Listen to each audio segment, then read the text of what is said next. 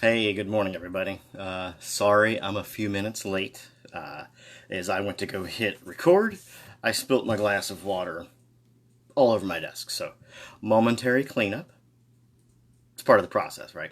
So, I wanted to jump on here this morning and um, just kind of touch base on a few things. I know it's been a few days since I've been on here, but just kind of getting everything sorted out in my brain to be as present and grounded for you guys.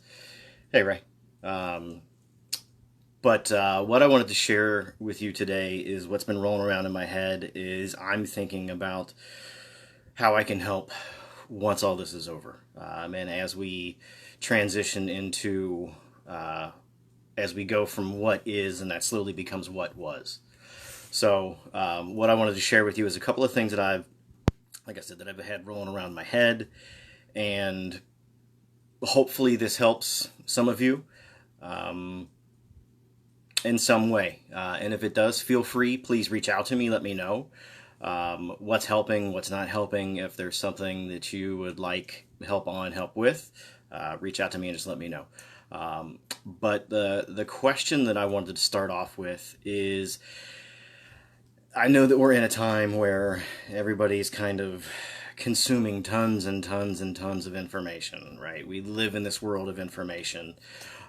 But what I feel is missing is knowledge. And on the other side of knowledge is wisdom. What experts do we want to look to? Who do we want to listen to? How much information are we consuming online? What's actually feeding our brain? What's causing inflammation and issue with us? So, what we want to start off with is kind of like the neurobiology. I don't want to dive too deep into it because it's kind of early in the morning and I haven't even had my cup of coffee yet. But just what I wanted to share is I know that a lot of us have been feeling helpless, whether that's because you can't work, because you have a loved one who's impacted by this. We are kind of sitting in this realm of helplessness. And it may not be total helplessness. It might be. And if it is, that's okay. Um, there might be a sense of inescapability. Like, when is this thing ever going to end? Is this thing ever going to end? What's it going to do when it does end? Is it going to come back?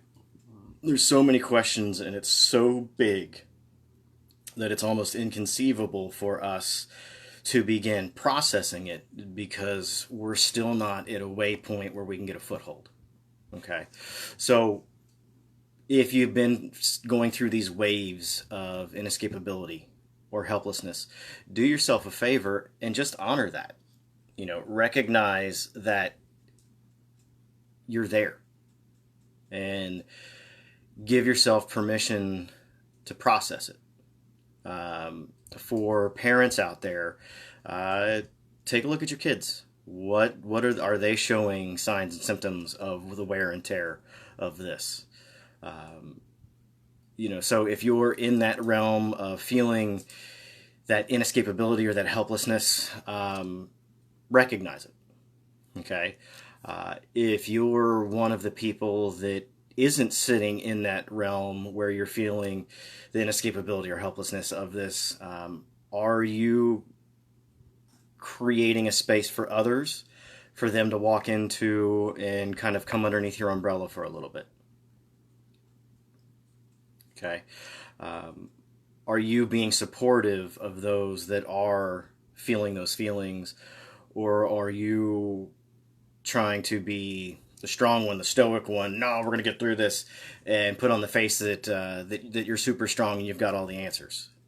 Because what I think people need now is authenticity. So if you're feeling the weight, just acknowledge it.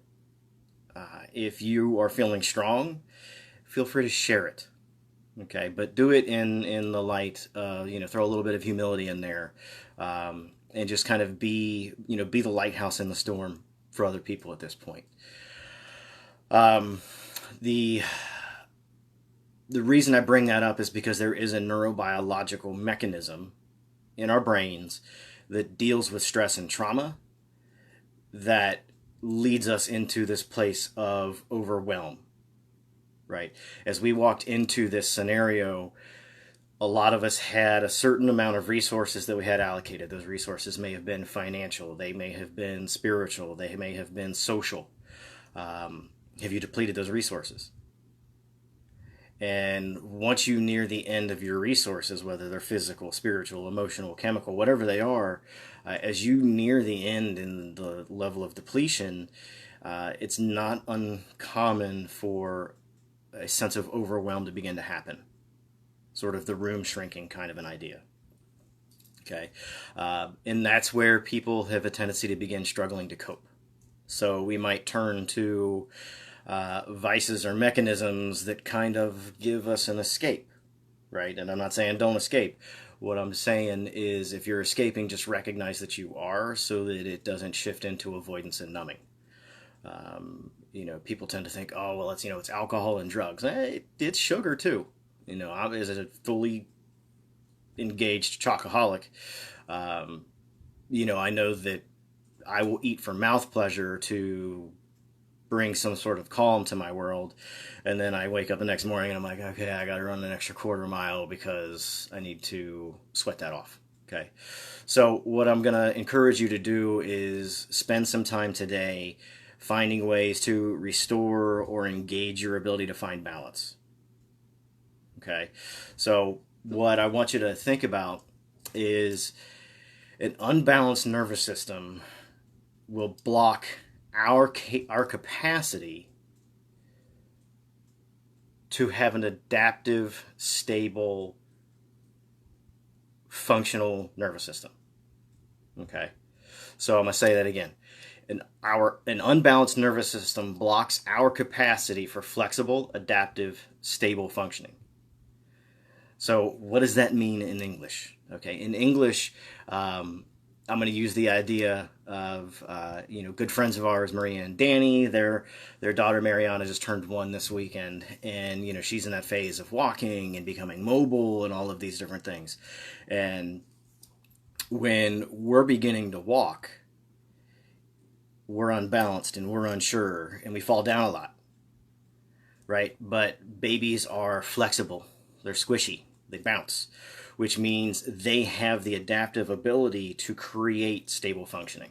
So over time, that's how we begin to learn how to walk. Okay, so what I want you to do is spend some time today to try and figure out, where are you out of balance? Okay, what part of you is out of balance? Is it your mental? Is it your cognitive space? Like me, I get trapped in my head and I just fight this battle and fight this battle and fight this battle. And then I realize that I have to take a break. Yeah, Ray, absolutely. You're welcome. So when we're looking at how do we identify our unbalanced, just look at your points of restriction. What's annoying you? What's bothering you? What are you trying to avoid thinking about? Are you staying busy for the sake of being busy instead of just taking some time to be calm and embrace the suck? Right? Because there's a lot of things that suck right now. And if you're in a unique position where your world's not too much different than it was, maybe you're working from home and everything's kind of the same but not really, that's amazing. Make sure that you're checking on the people that they're not in that situation, right? Maybe now is the time to physically write down what your process is, right? So what I'm going to do is I'm going to share 2 tips that I use that have been forged in the fires of COVID. And they have been forged in the fires of life years and years in the 2 decades I've been doing massage and bodywork. So these are 2 things that are beneficial. These are also 2 things that have a direct impact on your neurobiology, right? So I'm not a mental health counselor. I don't play one on TV, and I sure as hell didn't stay at a Holiday Inn Express last night, right? So I'm not offering mental health advice. I'm offering wellness, okay? about finding balance and harmony inside your body. Okay, so that's what we're trying to do. Okay, so for those of you that have seen other videos that I've done, I talked about breathing, right? So, and a little splash that I put on Facebook yesterday about breathe, hold, and release. So that's what we're going to do. Okay, so what that looks like in real time. Okay, is I'm gonna close my eyes and just kind of let you see what I'm talking about. So I'm gonna breathe in.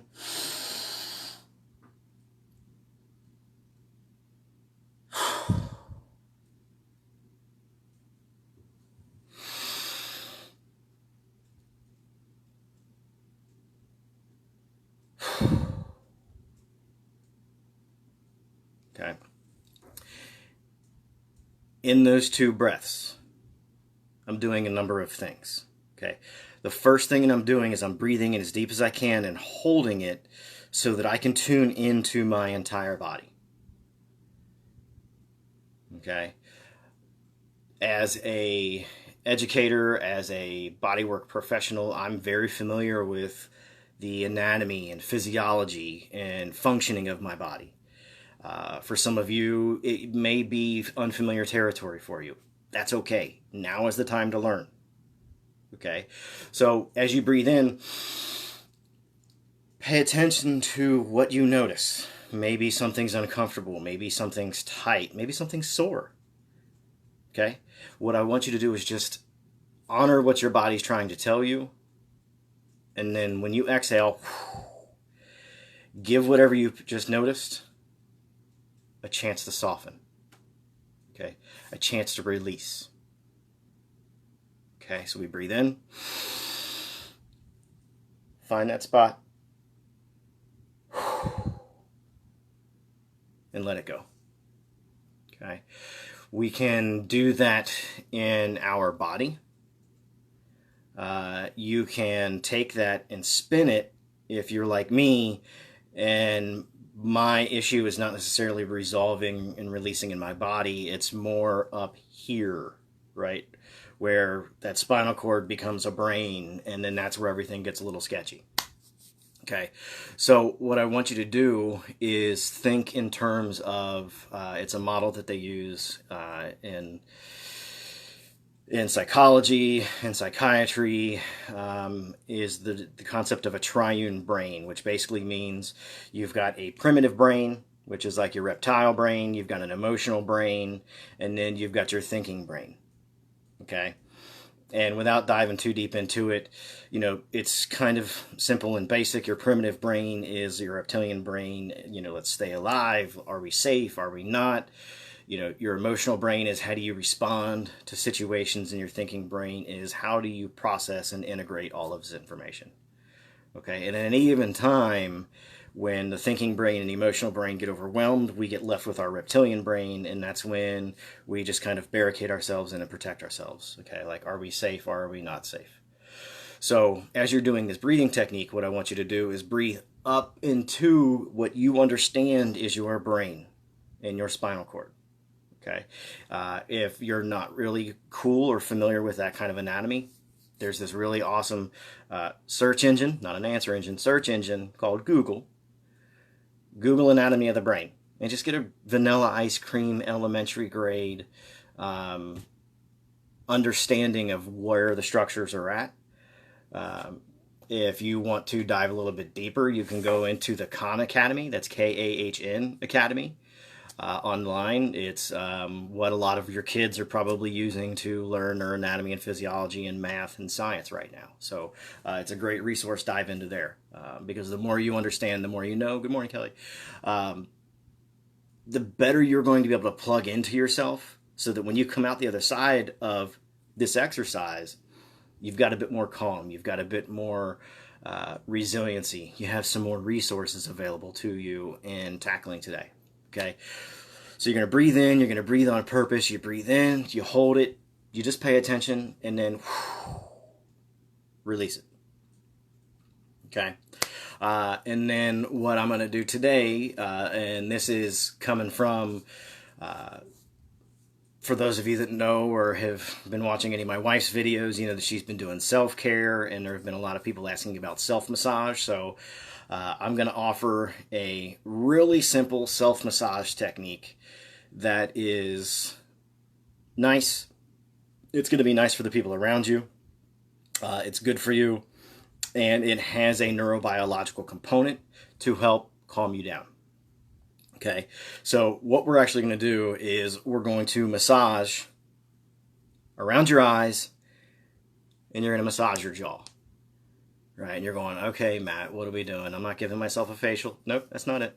It's just massage. Okay, and it's nothing crazy. It's really, really simple. But as we massage these areas here and around here in our face, a lot of what we offer the world and how we see the world and how the world sees us may or may not be our resting bitch face. Right? How many of you have been walking around with a scowl because you're just in that space? Okay. This right here is not going to help the world see you as a friendly face. This right here tells me that your social engagement system needs some support. Okay, so that's what we're going to do. Okay, so all you're going to do is you're going to take one finger, two fingers, however you want to do it. Just start at the edge of your eyebrows. Okay, and I just want you to come over your eyebrows into the corner of your eye. You can head to the bridge of your nose and come out to the side.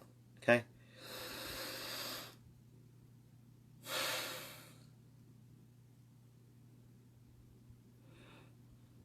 Okay, and in COVID-19 days, I should have probably said you should wash your hands, but it's your face. You know where your hands have been.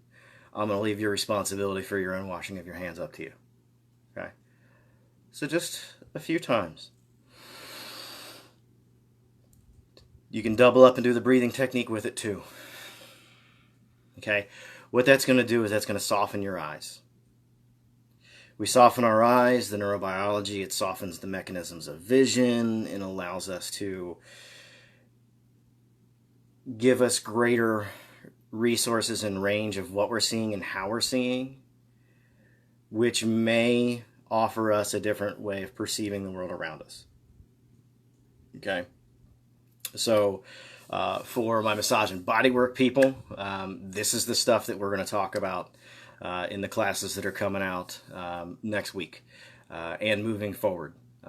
So that stuff is going to be really, really awesome. Okay. So for those of us that are like, we're just going to right, the grr people, right? So I'm just going to massage my beard. Okay. Just the sides here. Okay. If you don't have a beard, that's okay too. It works for you too. Okay. So for me, I'm just going to take my thumbs and I'm just going to start right here, just in front of my ear. And I'm just going to go down to the corner of my jaw.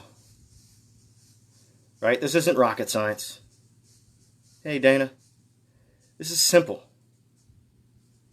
Right? Just let your jaw relax.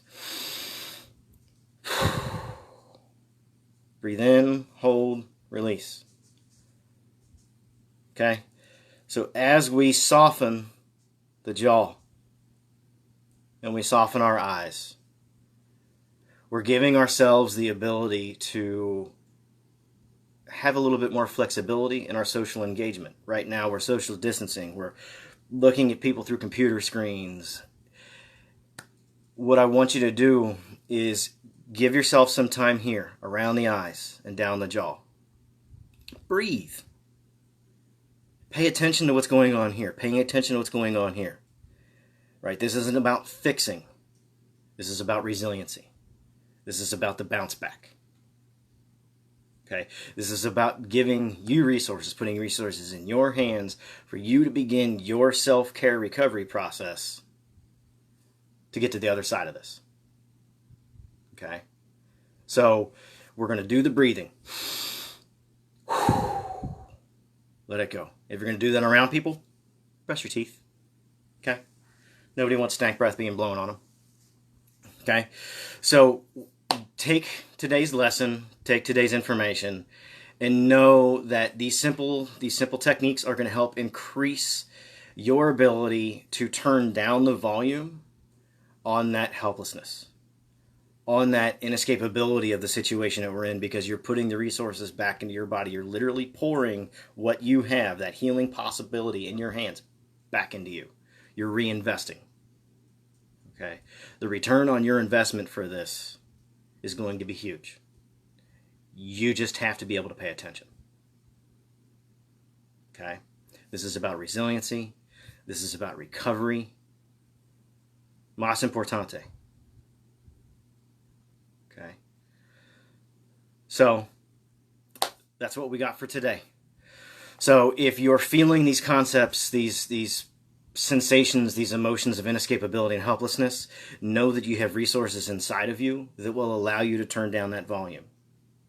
If you need help, reach out. Okay?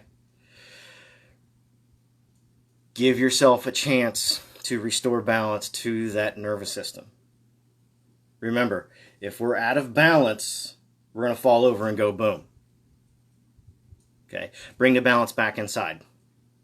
Take lessons from a newborn baby. They don't just get up and start running, they fall down and go boom.